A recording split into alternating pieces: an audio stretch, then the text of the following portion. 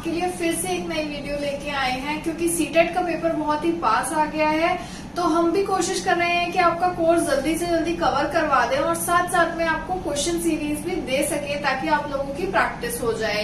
एक बहुत इंपॉर्टेंट बात ये है कि जब भी आप कोई वीडियो देखते हैं उसे स्किप करके ना देखें। अगर आप स्किप करके देखते हैं तो जो पीछे का कंटेंट मैंने समझाया है वो आपका मिस हो जाएगा और आप आगे मूव कर जाएंगे और शायद आपको बिट्स एंड पीसेस में वो चीजें समझ आएंगी। आज हम बात करने वाले हैं चाइल्ड डेवलपमेंट पेडागोजी के पेपर 2 की एक थ्योरी की। पेपर 2 की ये थ्योरी जो है ये बहुत इजी थ्योरी है बट बहुत जगह अवेलेबल नहीं है और इसको समझने के लिए थोड़ा टाइम लगता है। क्योंकि ये थ्योरी इतने फेमस नहीं है तो बहुत से लोगों ने शायद इसे नहीं भी सुना होगा। आज हम बात करने वाले हैं हैविगस डेवलपमेंटल टास्क थ्योरी। हैविगस की थ्योरी के बारे में। हैविगस जो थे इन्होंने एक टास्क थ्योरी दी थी बेसिकली, जिसमें इन्होंने बोला था कि हर इंसान एक एज में एक तरह के टास्क करता है और वो टास्क अगर एक एज ग्रुप के अच्छे से कर लेगा तो जब वो नेक्स्ट एज ग्रुप पे जाएगा तो वो उन टास्क को अच्छे से कर पाएगा। लेकिन अगर ऐसा नहीं होता है तो ये सीक्वेंस हमारा बिगड़ जाएगा और अगर मैं पहले के टास्क ही अच्छे से नहीं कर पाई तो बाद के टास्क ऑब्वियसली अच्छे से नहीं कर पाऊंगी। तो देख लेते हैं हैविगस की डेवलपमेंटल टास्क थ्योरी क्या बात करती है। The term developmental task was introduced by Robert Havigus in 1950। ये जो टर्म थी डेवलपमेंटल टास्क ये इंट्रोड्यूस ही हैविगस ने की थी। इनका पूरा नाम रॉबर्ट हैविगस था और इन्होंने 1950s में ये टर्म दी थी।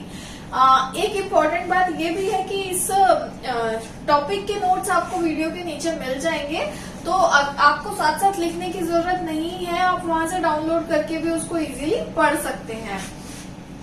सेकेंड पॉइंट में वो कहते हैं he stated that a developmental task is a task which arrive at or about a certain period in the life of an individual, successful achievement of which leads to happiness and to success with later task and vice versa. वो बोलते हैं कि ये जो developmental task है ये एक certain period of life में यानी कि किसी एज ग्रुप में किसी समय के दौरान ये जो टास्क है ये डेवलप होते हैं, यानी कि उस टाइम पे एक इंसान इन चीजों को करता है। लेकिन उन्होंने साथ साथ में ये भी बोला कि जब एक इंसान को सक्सेसफुली अचीव कर पाता है यानी कि वो उन टास्क में सक्सेसफुल रहता है, वो उन टास्क को कर पाता है तो वो इंडिविजुअल जो है बहुत खुश होता है और साथ साथ में ये उसको मदद करते हैं कि उसके आने वाले टास्क में यानी कि जब वो इस एज ग्रुप से नेक्स्ट एज ग्रुप में मूव करेगा तो जो टास्क वहां पे होंगे वो उन्हें भी अच्छे से अचीव कर पाएगा। बट वाइस वर्सा से उनका मतलब ये है कि अगर मैं ये वाले एज ग्रुप के जिस एज ग्रुप में मैं अभी हूँ अगर मैं यहाँ के टास्क ही अच्छे से नहीं कंप्लीट कर पाई तो जो मेरा लेटर लाइफ होगा यानी कि जब आज से 5 साल बाद मैं बड़ी हो जाऊंगी और मैं दूसरे एज ग्रुप में चली जाऊंगी तो जब वो वाले टास्क होंगे मैं वो प्रॉपरली नहीं कर पाऊंगी क्योंकि मैंने इस एज ग्रुप के ही टास्क प्रॉपरली नहीं किए हैं। और जो खुशी एक इंसान को कंप्लीट करने में मिलती है वहीं पे उसे अनहैप्पीनेस मिलेगा यानी कि वो इंसान परेशान हो जाएगा क्योंकि वो उन चीजों को नहीं कर पाएगा। When people fail to accomplish a developmental task, they are often unhappy। जो मैंने आपको बताया कि जब वो उसको अचीव नहीं कर पाएगा तो वो नाखुश हो जाएगा, अनहैप्पी हो जाएगा and are not accorded the desired approval of the society.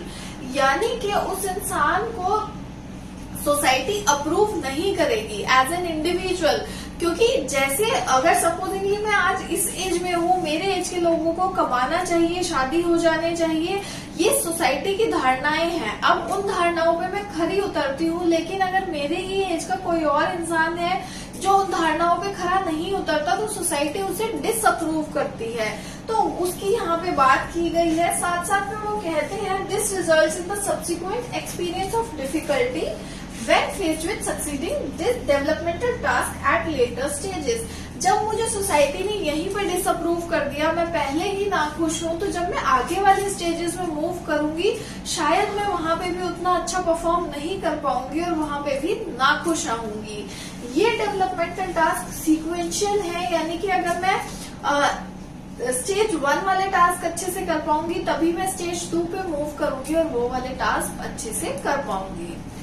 उसके बाद वो कहते हैं the main assertion of this theory is that development is spontaneous throughout an individuals entire life span. यानी कि जो डेवलपमेंट है, जो हमारी डेवलपमेंट हो रही है एज अ चाइल्ड से हम अडल्ट हो रहे हैं, एडोलेसेंस में जाते हैं, अडल्टहुड में जाते हैं, फिर ओल्ड एज में चले जाते हैं, वो एक डेवलपमेंटल जो टास्क है वो कॉन्टिन्यूस है। यानी कि वो हमेशा कॉन्टिन्यूसली होती रहेगी, ऐसा नहीं है कि कभी रुक जाएगी और फिर होने लगेगी, और वो पूरे लाइफ स्पैन रहेगी। यानी कि जब तक मैं नहीं मरती तब तक मैं डेवलप होती रहती हूँ किसी न किसी तरीके से, जो कि स्टेजेस में होती है। An individual moves from one stage to the next by means of successful resolution of problems और performance of certain developmental task.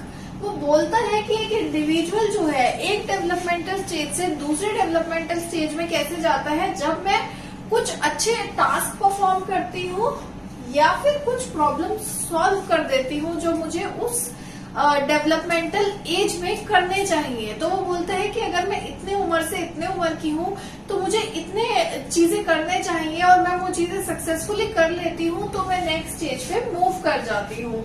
These task are typically encountered by most people in the culture where the individuals belong. ये task जिसकी वो बात कर रहा है developmental task की, वो कहता है कि ये टास्क ज्यादातर लोग जो है वो फेस करते हैं। जहां पे भी आप बिलोंग करते हो, आपकी कम्युनिटी में ज्यादातर लोगों ने वो टास्क किए होंगे।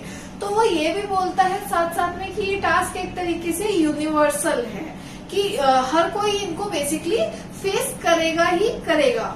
अब हम बात करते हैं the biopsychosocial model of development. हैविगस ने एक मॉडल ऑफ डेवलपमेंट दिया था, यानी कि उन्होंने ये कहा था कि इस मॉडल में लोग जो है डेवलप करते हैं। उसका नाम उन्होंने दिया था the biopsychosocial model of development. इसमें इन्होंने क्या कहा था, according to him the developmental task at each stage are influenced by individuals biology. उन्होंने बोला कि जो डेवलपमेंटल टास्क होते हैं वो किन किन चीजों से इन्फ्लुएंस होते हैं, उनकी बायोलॉजी से, फिर उन्होंने बोला उनकी साइकोलॉजी से, और फिर सोशियोलॉजी से। बायोलॉजी में उन्होंने बोला physiological development and genetic makeup. Physiological development क्या होती है, यानी कि फिजिकली हम कैसे डेवलप हो रहे हैं और हमारे जीन्स कैसे हैं।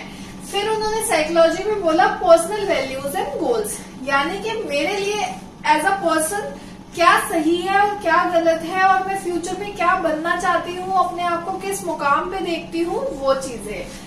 सोशियोलॉजी में उन्होंने बोला specific culture to which the individual belongs, यानी कि वो स्पेसिफिक कल्चर जहाँ पे एक इंसान बिलोंग करता है। Supposedly I am from Haryana, तो मेरा कल्चर वहां का है और मैं वहां को बिलोंग करती हूँ, तो मेरे टास्क पे वो चीजें बहुत ज्यादा इन्फ्लुएंस करेंगी। Biological influence. अब बायोलॉजिकल इन्फ्लुएंस में उन्होंने क्या बोला, some of his theory task are evolve out of the biological characteristics of human. उन्होंने डेवलपमेंटल टास्क जो बनाए थे वो कुछ टास्क ऐसे थे जो कि हमारे बायोलॉजी से या फिर हमारी फिजिकल और जीन से इफेक्ट होने वाले टास्क थे। And are faced similarly by individuals of any culture. और ये टास्क किसी भी कल्चर में लोग सेम तरीके से ही करेंगे। An example of this is learning how to walk for infant. इसका एक एग्जाम्पल ये है कि जब बच्चा चलना सीखता है, अब वो बच्चा इंडिया का हो, अमेरिका का हो, अफ्रीका का हो, या फिर इंडिया के अंदर ही हरियाणा का हो, दिल्ली का हो, यूपी का हो, सभी बच्चे एक तरीके से चलना सीखते हैं। पहले वो क्रॉल करेंगे, उसके बाद वो प्रॉपरली चलने लगेंगे। Being a skill that depends on maturation and genetically determined factors। ये एक ऐसी स्किल है जो कि हमारे मैच्योरेशन पे, यानी कि मैं कितनी एज ग्रुप में हूँ उस पर डिपेंड करेगी। 6 महीने का बच्चा क्रॉल करने लगता है और ऑलमोस्ट 1 ईयर का बच्चा चलने लगता है। और मेरे जो जीन्स हैं वो कैसे हैं, अगर वो बहुत स्ट्रांग है तो हो सकता है मैं बहुत जल्दी चलने लगूं, अगर वो थोड़ी वीक है तो हो सकता है मैं थोड़े टाइम बाद चलूं। The mechanism involved in learning how to walk are virtually the same। जिस तरीके से बच्चे चलते हैं, जो मैकेनिज्म है वो सेम होता है थ्रू आउट द कल्चर्स, ठीक है। And occur at generally the same time for children from all cultures, और वो ऑलमोस्ट सेम टाइम पे होता है सारे कल्चर्स के अंदर। जैसे मैंने कहा था ऑलमोस्ट 6 महीने का बच्चा क्रॉल करने लगता है और 1 साल तक का बच्चा चलने लगता है, तो वो यूनिवर्सल है, हर जगह ज्यादातर ऐसा ही होता है। बायोलॉजिकल इन्फ्लुएंसेस के अंदर वो ये भी कहते हैं कि other developmental task that stem from biological mechanisms include learning to talk. कुछ और टास्क जो कि बायोलॉजी से हमारे रिलेटेड है वो है लर्निंग टू टॉक, बात करना सीखना, एक्सरसाइज कंट्रोल और बॉडीली फंक्शन, हम अपने शरीर से क्या काम करते हैं उसको कंट्रोल कर पाना। जैसे कि जब बच्चा बहुत छोटा होता है वो बॉल को किक करता है तो वो बॉल को देख के किक करते हुए भी किक बहुत पहले कर देता है क्योंकि उसका अपनी बॉडी पे कंट्रोल नहीं होता। लेकिन जब हम बड़े हो जाते हैं तो हम अपनी बॉडी को कंट्रोल कर सकते हैं कि कब मुझे क्या चीज करनी है। लर्निंग स्किल्स टिपिकली यूटिलाइज इन चिल्ड्रंस गेम्स, ऐसी स्किल्स सीखना जो कि उनके गेम्स में यूज हो सके, बच्चों के लिए वो जरूरी है। As well as coping with physiological changes related to aging, और साथ साथ में उन चेंजेस को समझना जो कि हमारे एज के साथ होते रहते हैं। टू नेम अ फ्यू, ये कुछ चेंजेस हैं ऐसे बायोलॉजिकल जो कि हमें हैविगस ने बताए हैं। He pointed out the importance of sensitive periods which he considered to be ideal teachable moments. उन्होंने sensitive periods की बात करी है कि यही समय ऐसा है जब एक इंसान या एक बच्चा या हम लोग प्रॉपरली सीख सकते हैं। उस टाइम पे वो सेंसिटिव पीरियड है, यानी कि टीचेबल मोमेंट्स, उस टाइम पे सबसे अच्छा टाइम है वो उन चीजों को सीखने के लिए। During these periods individual demonstrate maturation level that is most conductive to learning and successfully performing the developmental task. यही पीरियड ऐसा है जब एक इंडिविजुअल जो है वो मैच्योरेशन दिखाता है, अपना मैच्योरेशन लेवल दिखाता है जो कि सीखने के लिए एकदम सही समय है। और साथ साथ में अगर वो उस समय सीखता है तो ज्यादा चांसेस है कि वो उन डेवलपमेंटल टास्क में सक्सेसफुल होगा या फिर उन्हें सक्सेसफुली परफॉर्म करेगा। अब बात कर लेते हैं साइकोलॉजिकल इन्फ्लुएंसेस की। साइकोलॉजिकल इन्फ्लुएंसेस में हेविगस्ट कहते हैं कि psychological factors that emerge from an individual's maturing personality and psyche are avoided in personal values and goals. वो बोलते हैं कि जो साइकोलॉजिकल फैक्टर्स हैं, यानी कि जो मेरी मेंटल डेवलपमेंट है वो मेरी पर्सनालिटी में दिखती है और साथ साथ में मेरी साइकी में, यानी कि मेरे दिमाग में मैंने अपने पर्सनल वैल्यूज और गोल्स को फिट कर लिया है। These values and goals are another source of some developmental task. ये जो डेवलपमेंटल टास्क होंगे मेरी एज में वो उसमें भी हेल्प करेगी मेरे साइकोलॉजिकल, यानी कि मेरी साइकी जो है, मेरे वैल्यूज और गोल्स जो है वो मेरी डेवलपमेंट में मदद करेगा। ये डेवलपमेंटल टास्क में किस तरीके से हेल्प करते हैं? वंस सेल्फ कॉन्सेप्ट, जब मैं अपने आप की एक इमेज बनाती हूँ, अपने आप का एक कॉन्सेप्ट बनाती हूँ, उसमें मदद करता है। Developing relationship with peers of both sexes, यानी कि जब मैं दोस्त बनाती हूँ तो उनसे मेरे रिलेशनशिप कैसे हैं, यानी कि सपोजिंगली मेरा एक मेल फ्रेंड है और मेरी एक फीमेल फ्रेंड है तो उनसे मैं कितने अच्छे रिलेशनशिप्स बना पाती हूँ। एंड एडजस्टिंग रिटायरमेंट और loss of a spouse, retirement जब मेरी होती है तो मैं उससे एडजस्ट कर पाऊंगी। जब भी मैं अपनी नौकरी छोड़ती हूँ तो मेरा रूटीन बदलेगा, उसमें मैं कैसे एडजस्ट कर पाऊंगी, या फिर मेरे स्पाउस की या किसी फैमिली रिलेशन में डेथ हो जाती है तो मैं उससे कैसे एडजस्ट कर पाऊंगी। बात कर लेते हैं सोशियोलॉजिकल इन्फ्लुएंसेस या फिर सोशल इन्फ्लुएंसेस की कि क्या इन्फ्लुएंस करता है हमें सोसाइटी किस तरीके से। Other developmental task that arise from the unique cultural standard of a given society. Developmental task जो है वो हमारे सोसाइटी से या हमारे कल्चर से भी इन्फ्लुएंस्ड होते हैं और हैविगस्ट ने उनको उस तरीके से बनाया था कुछ टास्क को जो कि हमारी सोसाइटी से ऑब्वियसली इन्फ्लुएंस्ड थे। These developmental tasks may be observed in different forms in varying societies. ये डेवलपमेंटल टास्क जो थे अलग अलग फॉर्म्स में हम अलग अलग सोसाइटीज में ऑब्जर्व कर सकते थे। And alternatively may be observed in some cultures but not in others. लेकिन ये डेवलपमेंटल टास्क कुछ कल्चर्स में हो सकते थे और कुछ में नहीं भी हो सकते थे क्योंकि सारे कल्चर्स एक दूसरे से अलग होते हैं। यहाँ पे हैवीगस्ट एक एग्जाम्पल देता है कि एक फार्मर है और एक बिजनेसमैन है। जब एक फार्मर का बच्चा पैदा होता है और वो फार्मिंग सीखने लगता है तो वो फार्मिंग सीखने के लिए बचपन से ही एक मेहनत शुरू कर देता है और धीरे धीरे जब तक वो बड़ा होता है शायद वो उसमें माहिर हो जाता है। लेकिन जब एक इंडस्ट्री की हम बात करते हैं, एक बिजनेसमैन का बच्चा है, वो 12th तक पढ़ता है, तब तक उसने कोई बिजनेस में जाने की प्रिपरेशंस नहीं की है, लेकिन 12th के बाद वो उसको डिग्री चाहिए वो बिजनेस या फिर कोई जॉब ज्वाइन करने के लिए, तो पहले वो मास्टरी करता है, स्किल्स एक्वायर करता है प्रॉपरली और फिर उस बिजनेस में जाता है। तो ये दोनों कल्चर्स अलग अलग हैं, दोनों अलग अलग सोसाइटीज को बिलोंग करते हैं, वो उन्होंने यहाँ पे दिखाने की कोशिश की है। Other culturally based developmental task include achieving gender appropriate roles and becoming a responsible citizen. वो बोलते हैं और कल्चरली डेवलपमेंटल टास्क कौन से होते हैं, जैसे कि जो हमारे जेंडर अप्रोप्रिएट रोल्स हैं, यानी कि मैं एक लड़की हूँ, मुझे शादी करनी है, then I have to have a baby, तो वो बेबी जो मुझे करना है वो मेरा जेनेटिक रोल है, जेंडर वाइज रोल है जो सोसाइटी ने मुझे दिया है और मुझे वो अचीव करना है। और साथ साथ में मुझे एक रिस्पॉन्सिबल सिटीजन बनना है उस कंट्री का या फिर उस सोसाइटी का, ताकि लोग मुझे सोशली अप्रोप्रिएट माने। कैरेक्टरिस्टिक्स की बात कर लेते हैं। डेवलपमेंटल टास्क की जो कैरेक्टरिस्टिक्स हमें हैवीगस्ट ने बताए हैं उसके बारे में मैं आपको बता देती हूँ। These are based on aspiration and needs of society. ये डेवलपमेंटल टास्क जो है वो सोसाइटी के एक इंसान के एस्पिरेशंस और सोसाइटी की नीड्स पे डिपेंड करती है कि वो क्या चाहती है एक इंसान से। Every society and culture has certain norms. हर सोसाइटी के और हर कल्चर के अपने कुछ नॉर्म्स और वैल्यूज होते हैं। These tasks in different age level depends upon the person and society it lives in. जो टास्क है अलग अलग डेवलपमेंटल वो एज पे और सोसाइटी पे दोनों पे डिपेंड करते हैं। उसने दोनों की बात करी है, उसने कहा है ये टास्क दोनों पे डिपेंड करेंगे कि एक इंसान कहाँ रहता है और उसकी उम्र कितनी है। Every society expect its members to follow these norms. हर सोसाइटी चाहती है कि जो नॉर्म्स उसने बनाए हैं लोग जो वहां के हैं वो उसे फॉलो करें यानी कि माने। These norms are in terms of certain essential skills. ये नॉर्म्स जो है कुछ एसेंशियल स्किल्स हैं जो लोगों के पास होने चाहिए। Mastery over these skill leads to happiness and vice versa.